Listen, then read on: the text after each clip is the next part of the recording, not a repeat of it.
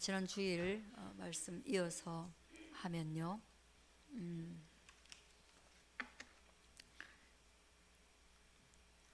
하나님이 요셉을 고난 가운데 던져주셔가지고 끝내는 애굽의 총리가 되게 하신 것, 그 자체가 실제적으로 하나님이 아니면 할 수 없는 일이죠. 요셉이 아무리 고난을 받고 요셉이 아무리 탁월해도 마지막 그 꿈을 해석한 게 문제가 아니라 더 중요한 것은 그 꿈대로 되도록 설계하신 역사의 설계자이신 하나님이 없으시면 그 지혜가 총리까지 가겠냐고요. 그러니까 뭐냐 하면 하나님이 7년간 풍년을 주시고 7년간 흉년을 주시는 전대미문에 이런 역사를 의도적으로 만들었다는 거예요. 그런 천지개벽할 일이 없으면 여러분이 아시다시피 노예가 총리가 되는 것은 불가능합니다.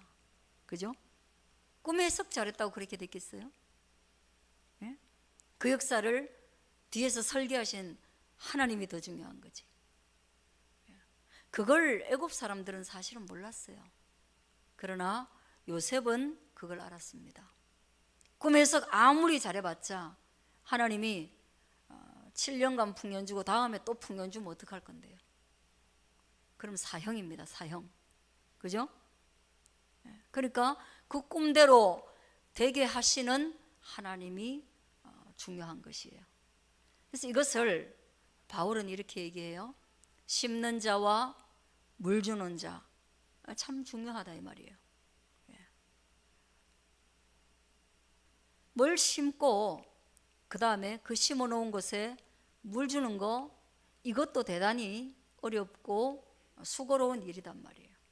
그러나 중요한 것, 더 중요한 게 있다.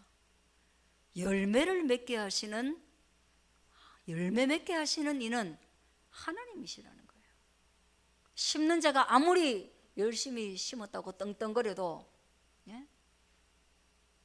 또 물 주는 자가 야 내가 물 안 줬으면 이게 살았겠어? 하고 말해도 열매 맺게 하시는 이가 열매를 주지 않으면 그 식물이 잡초지 그게 곡식이 되겠냐는 거죠. 그래서 바울은 그런 고백을 한 거예요.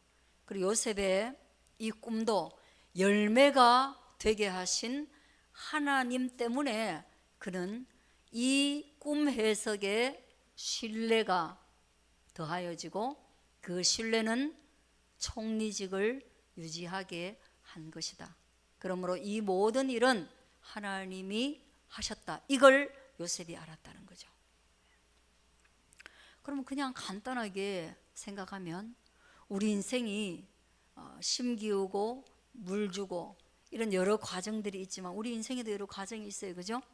출생이 있고 성장기가 있고 뭐 결혼기가 있고 갱년기도 있고 노년기도 있고 다 있는데 끝내 우리를 구원하시고 우리가 하나님의 뜻대로 살게 하시고 하나님께 영광 돌리게 하는 그런 모든 것들은 하나님이 하셔요. 그래서 끝내 나의 나 된 것은, 한번 따라 나의 나 된 것은 주님의 은혜라.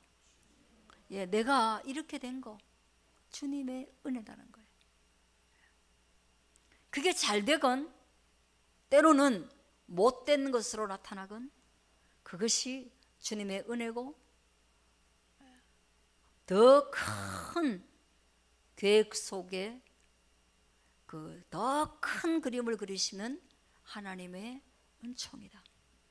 그래서 우리는 예수 믿는 사람은 너무 일희일비하지 않는다. 했딱 하지 않는다. 마음의 뿌리를 깊이 내리고 믿음 때문에 덜 흔들리는 삶을 사는 거, 그게 바로 믿음입니다. 덜 흔들리는 거, 그게 믿음인 거예요. 아시겠죠? 그렇게 요셉이 했고요. 그래서 요셉의 그 고난은, 요셉의 그 풍랑은 끝내 자기 온 가족을 살릴 수 있는 계기가 됐다.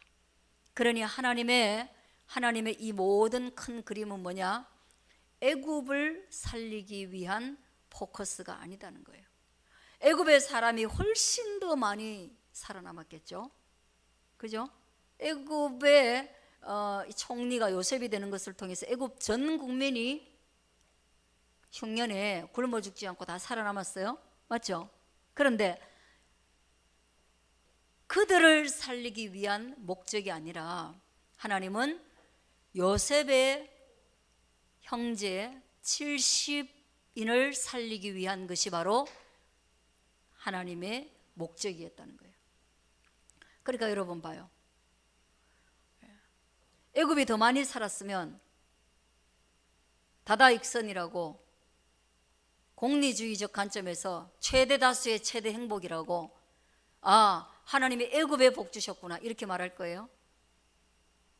아니요. 우린 더 적게 살아도 하나님이 역사를 주도해 가기 위해서 하시는 일이, 거기에 하나님의 초점이 있는 거예요. 그러니까 하나님의 뜻은 이 70인을 살리기 위한 계획이셨다. 이걸 믿을 수 있길 바라요. 그렇다면 역사는 누구를 중심으로 흘러가느냐? 예. 믿음의 계보, 믿음의 사람들을 중심으로 역사는 흘러간다. 우리 집안에서 내가 믿고 있지만 예수 안 믿는 저 사람이 더 잘 살아. 3남매 중에 예수 안 믿는 저 양반이 더 잘 살아. 예수 안 믿는데 저 사람이 훨씬 더 편한 것 같아. 노년이 안정된 것 같아. 그래서 나는 예수 믿는데 우리 집에서 제일 잘 살면 뽀대도 나고 좋을 텐데 나는 지질이 공상맞고 맨날 예수도 안 믿는 저 사람은 교만하고 꼴불견임에도 불구하고 승승장구하는 것 같다. 그럴 때 절망하지 마시라. 하나님의 구원의 더 큰 그림, 그 역사는 믿음의 사람을 중심으로 흘러가고 있다. 그래서 끝내 썩지도 않고 좀도 없고 동록도 없고 비와 창수에 무너지지 않는 믿음의 사람의 집을 중심으로 움직인다. 이걸 믿어야 돼요. 이게 믿음입니다. 이런 시각을 가지기가 어려워요. 이런 시각을 굳히기가 어려워요. 내가 오늘 말씀 들을 때 그 시각을 가졌는데 가다가 보면 바로 벤츠 타고 가는 사람 보면 벤츠 얼마지? 갑자기 생각된단 말이에요. 우리 그런 마음이 이렇게 결심하고 나가자 말자 그 마음이 든다는 거예요. 그런 마음이 든다는 거예요. 그리고 또 그런 마음이 언제 들어요? 카카오톡 이렇게 보다 보면 내 차 팔면 얼마, 그 다음에 또 내 신용 얼마, 내 대출 얼마 이런 거 자꾸 오거든요. 그럼 이거 한번 해볼까? 신용에 영향을 미치지 않으면 여기에 또 문자 같이 와요. 이거 참 해보자. 내가 얼마쯤 대출에 그걸 한계를 가지고 있나? 턱 넣는데 최고 1,000만 원. 이렇게 나오면 무슨 마음이 들어요? 1,000만 원 안 빌리고 말지 그래. 1,000만 원 빌린다고 온갖 거 다 적어놓고 하겠어요, 그죠? 나 1,000만 원밖에 안 되는구나. 그런 마음이 들면 뭐예요? 갑자기 믿음이 확 올라왔다가 갑자기 뭐예요? 실망이 확 올라온다는 거죠. 그걸 안 흔들리고 굳히는 게 어렵습니다. 그래서 여러분들은 수요일 와서 자기를 돌아보는 거예요. 내가 또 그렇게 흔들렸나? 또 주일에 와서 또 돌아보는 거예요. 그래서 우리의 기쁨, 우리의 자유, 우리의 즐거움이 어디에 있는가? 믿음에 있는가? 하나님의 도도한 역사의 뿌리를 내리고 있는가? 나는 세속적인 것에 너무 지나치게 반응하고 있지 않은가? 그래서 내가 구원이 있음에도 불구하고 나는 이 땅에서 너무나 재미없는 괴로운 삶을 살고 있는 게 아닌가? 그런 생각을 하는 거죠. 요셉은 그런 것으로부터 자유한 존재였기 때문에 어쩌면 그가 큰 구원의 획을 그을 수 있었다. 그렇게 보시면 좋을 것 같아요. 자, 보세요. 야곱이 애굽으로 내려가 자기와 우리 조상들이 거기서 죽고, 이 모든 사람들이 여러분 애굽으로 이민을 갔습니다. 사실은 이들이 보트피플과 같고 먹을 게 없는 보트피플, 난민과 같은 거잖아요, 그죠? 예. 우리나라에 난민이 들어오면 우리나라는 이민법에 의해서 안 받아줍니다. 안 받아줘요. 항구에 못 내려요. 근데 여기에서는 바로가 그 요셉을 보고 뭐 70명 정도면 어떠냐. 그리고 이들이 지혜롭게도 너희는 대체로 뭘 해서 먹고 사냐라고 질문했을 때 우리는 유목민입니다. 우리는 양을 칩니다. 우리는 짐승을 기릅니다. 애굽에서 그런 거 하는 사람은 쌍놈이다. 애굽은 그런 것을 천하게 여긴다. 그러면 너희가 와서 해도 우리는 말리지 않겠다. 예나 지금이나 똑같은 거예요. 우리가 난민을 받아주지 않지만 어떨 때 그래도 난민을 받아줍니까? 어떨 때 한시적으로 받아줍니까?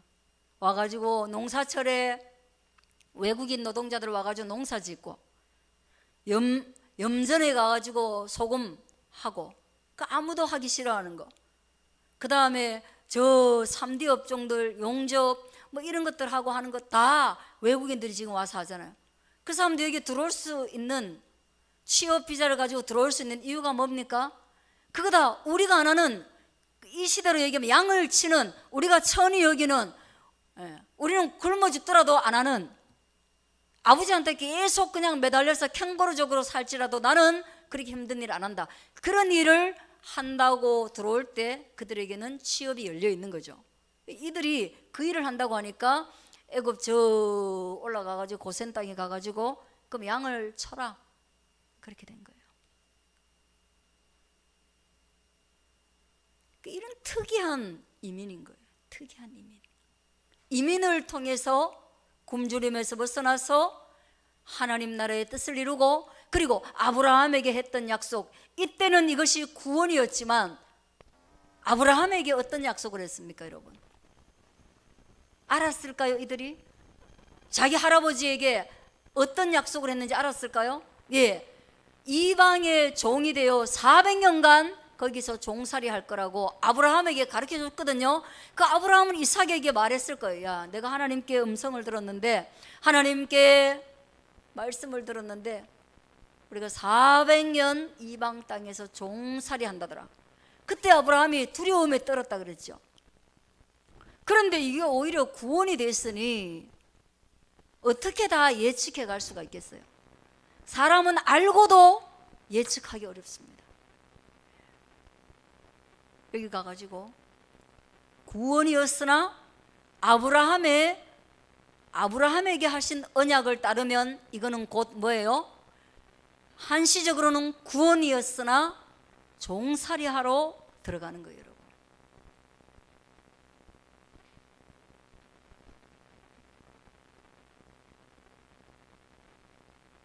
그러면 그때 그 종살이 하는 거는 또 뭡니까? 출애굽이라는 거대한 믿음의 역사를 일으키기 위해서 또 긴 세월 종살이하게 하는 거죠. 그때 우리는 말할 수 있는 거예요, 주님께. 언제까지? 400년이 말이 400년이죠. 우리 30년 넘게 식민 생활하면서 지금도 아직도 일본 사람 이름 하나도 내가 아는 사람이 없는데도 불구하고 일본을 죽일 듯이 싫어하고, 무슨 조금만 선동하면 우리는 일본에 대해서 악감정이 확 올라와 버리잖아요, 그죠? 400년이 400년. 하나님께 질문할 수 있습니다.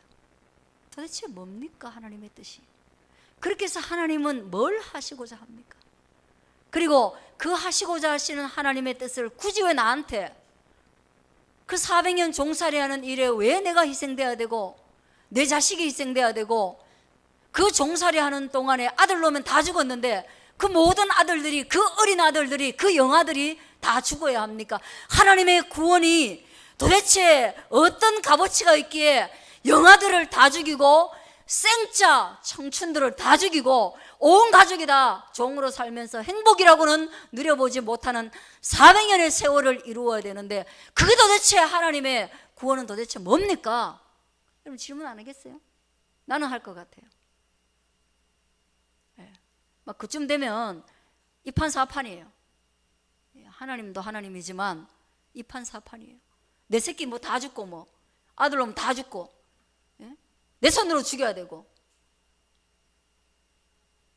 생각도 할 수 없는 일들을 하셨어요. 이러면 도덕적입니까? 성경이 도덕적입니까? 아니잖아요. 기가 막힌 거죠. 하나님은 그런 거예요. 그러니까 어떻게 보면 하나님은 뭐예요? 우주가 들고 일어나서 하나님께 저항해도 어떨 때는 하나님의 눈도 깜짝 안 하는 하나님이에요. 눈도 깜짝 안 해요. 구원의 이 커다란 역사의 물줄기에 대해서는 하나님의 눈도 깜짝 안 해요. 그럼 뭐냐 우리는? 기도 왜 해요? 그런데 또 하나님이 그 커다란 구원의 물줄기에 변화를 주지 않고 우리에게 하시는 일이 있어요. 그는 뭐예요? 공중 나는 새보다도 들에 핀 백합화보다도, 그리고 더 나아가서 구하고 찾고 두드리는 자에게 주신다. 할렐루야. 이 말씀을 하시고, 또 연민에 가득한 하나님 뭐예요? 상한 갈 때도 꺾지 않고 꺼져가는 심지도 소멸시키지 않는 그런 하나님이 계시다는 거예요.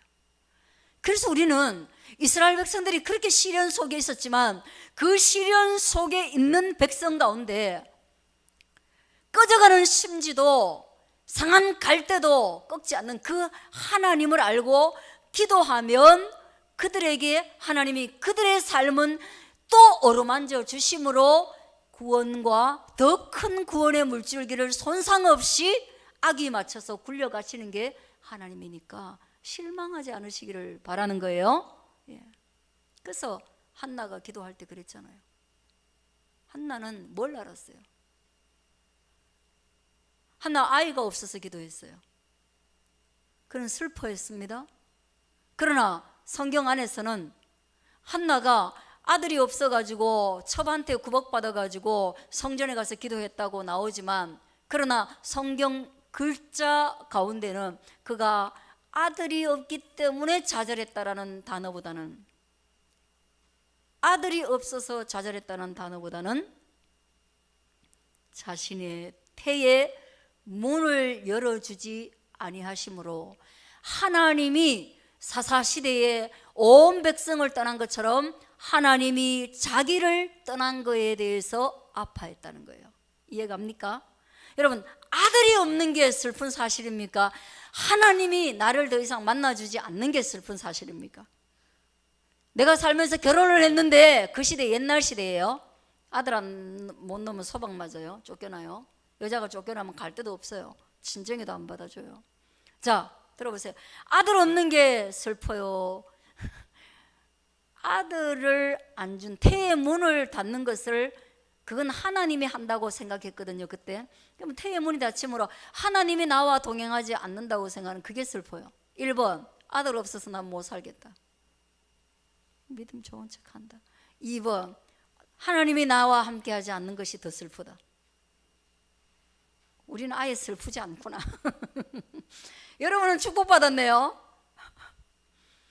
여러분, 솔직히 말해서 돈 없는 게 그냥 이런 거예요. 돈 없는 게 더 슬퍼요.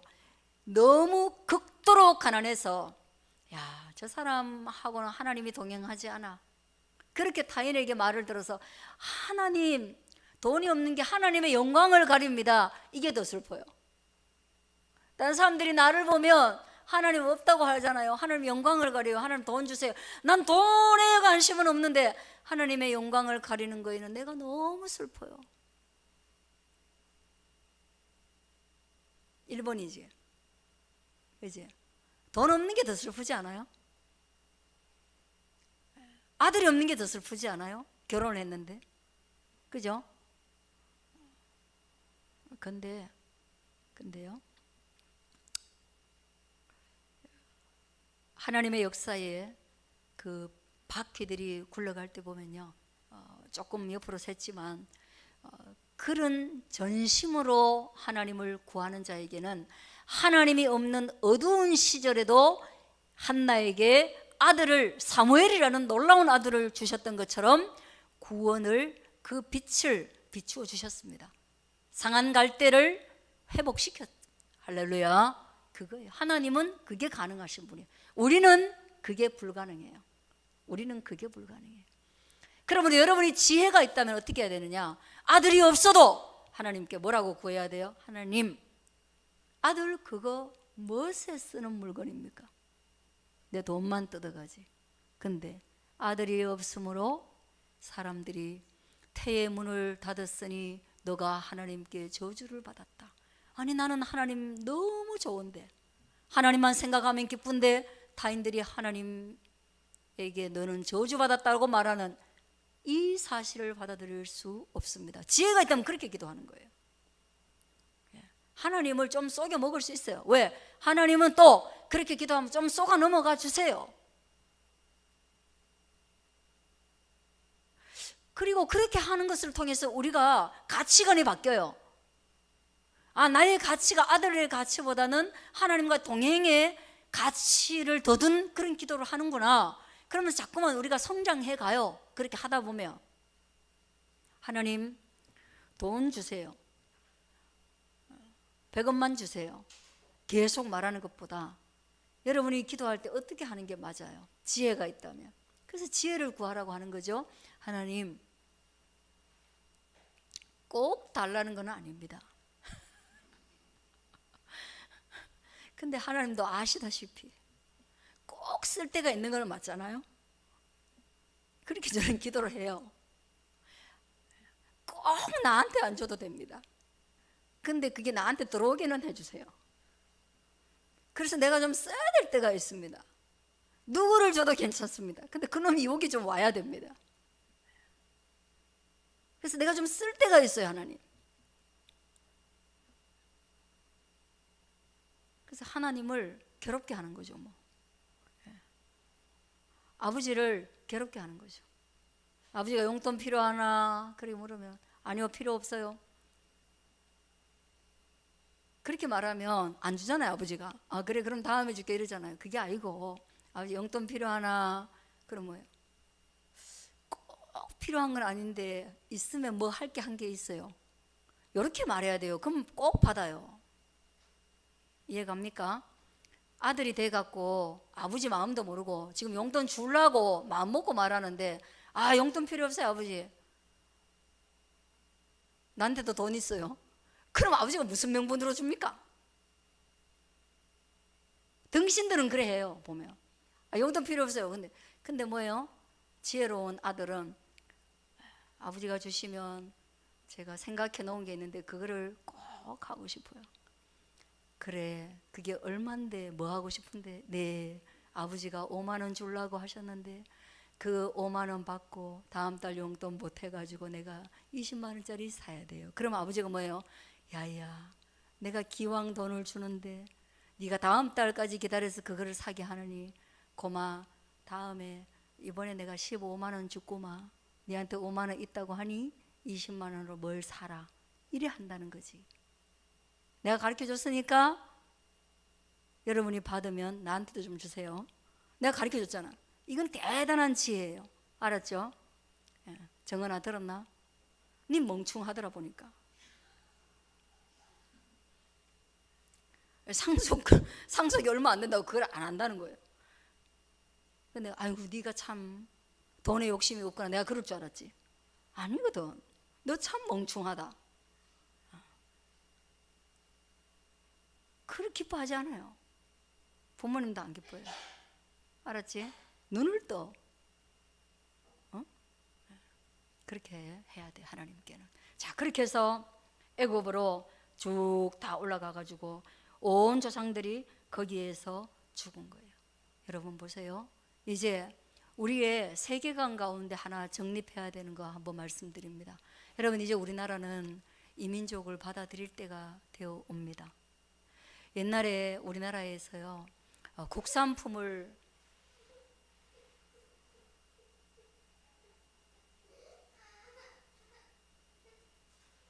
저 매직 먹었어?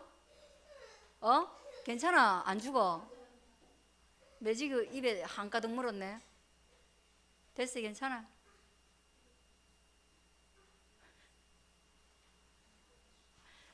가서 입 헹구세요. 매직을 어떻게 그렇게 한가득 먹었냐? 제가 입 헹구고 오세요.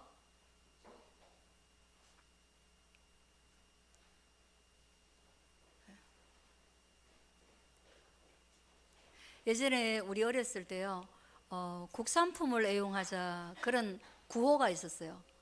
그리고 만약에 국산품을 안 쓰면 이거 나쁜 놈, 매국노 이랬어요.